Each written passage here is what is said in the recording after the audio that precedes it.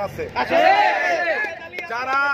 যারা এই হঠকারী পরীক্ষা চাপায় দেওয়ার মাধ্যমে শিক্ষার্থীদেরকে তাদের দ্বারস্থ হওয়ার জন্য বাধ্য করতেছে। শিক্ষার্থীরা খুঁজবে পাস করার জন্য প্রশ্ন লাগবে।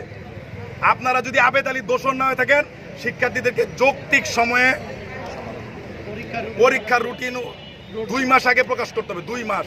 আপনারা 24শে মার্চ ঈদের মাত্র 1 সপ্তাহ আগে প্রায় শেষ কার্য দিবস 27 তারিখে পরে কিন্তু সরকারি অফিসগুলো কার্য দিবস শেষ হয়ে গেছে। আপনারা তড়িঘড়ি করে একটা রুটিন চাপাই দিয়ে গেছেন।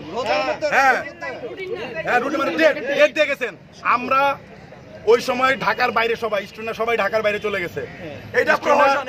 স্টুডেন্টরা সরকারি কর্মদিবসের প্রথম দিনে আমরা আসছি, আইসা বলে গেছি আমরা আবার আসব।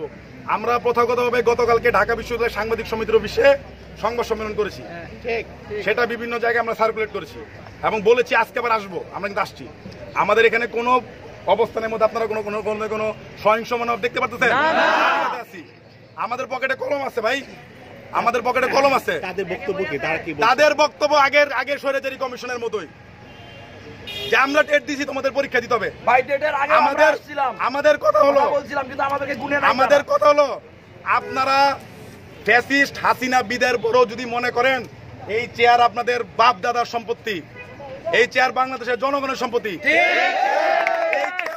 এই চেয়ার বাংলাদেশের কৃষক শ্রমিক জনতার সম্পত্তি। একটা কৃষকের ছেলে এইখানে গেট দিয়ে প্রবেশ করে বিশেষ ক্যাডার হয়ে বের হয়। হতে পারে তার আপনার মতো ক্ষমতা নাই, বা আপনার যে ধরনের আর্থিক সামর্থ্য আছে আপনার ছেলে মেয়েকে বিদেশে পড়ানোর। এই কমিশনের কোন সদস্যের ছেলে মেয়ে কি বিশেষ পরীক্ষার্থী? আপনারা খোঁজ নিয়ে দেখেন, সবাই ইংলিশ মিডিয়ামে পড়াশোনা করছে এবং সবাই দেশে বাইরে পড়াশোনা করছে। এখানে আমার দেশের ছেলেরা আসছে, আমার গ্রাম বাংলার ছেলেরা আসছে। আপনি আমার দেশের ছেলেদেরকে একটা অন্যায্য কম্পিটিশনের দিকে ফেলাই দিবেন।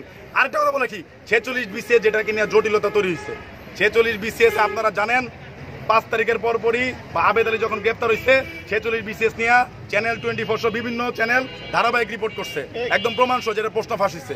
তো তারা যখন 46 BCS নিয়ে আন্দোলনের সম্মুখীন হয়েছে, যেটা বাতিল করতে হবে, তারা তড়িঘড়ি করে আরো 10,000 প্রার্থী বাড়তি টিকায় দিছে। সেটা নভেম্বর মাসের 27 তারিখ। আপনি যদি 9 মাসের 27 তারিখ সেই রেজাল্টটা ঘোষণা করে জানুয়ারি ফেব্রুয়ারি মাসে বলতেন যে বাবারা তোমাদের মে মাসে পরীক্ষা দিতে হবে, তাহলে তো আজকে আমাদের এখানে দাঁড়াতে হতো না।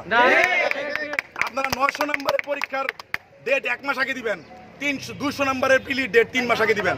আমাদের মাইনা এই প্রহসন মানবো না। উপরন্তু এখানে আমাদের অনেক ক্যান্ডিডেট আছে যারা 44 BCS আপনারা জানেন প্রায় 3000 প্রার্থীর ভাইবা বিগত সৌরভ কমিশনের আন্ডারে হয়ে গেছিল, ওটা বাতিল করা হয়েছে। তো কোনো পরীক্ষার্থী কিন্তু বিক্ষোভ করে নাই যে কারণে আমরা আবার পরীক্ষা দিব, তারা আবার পরীক্ষা দিচ্ছে। সেই 44-এর প্রায় 6000 পরীক্ষার্থীর ভাইবা এখনো পেন্ডিং। 45-এর রিটার্ন নিচ্ছে, 1.5 বছর হয়ে গেছে, খাতাই ফেরত নিতে পারেন এখনো। একের পর এক পিএসসি পরীক্ষায় নিয়ে যাচ্ছে, রেজাল্ট দেওয়ার নাম নাই, পরীক্ষা কমপ্লিট করার নাম নাই। তারপর ঘোষণাপত্র, তারপর হলো যে তারা যে আমাদেরকে সুপারিশ করবে সেগুলোরও খবর নাই।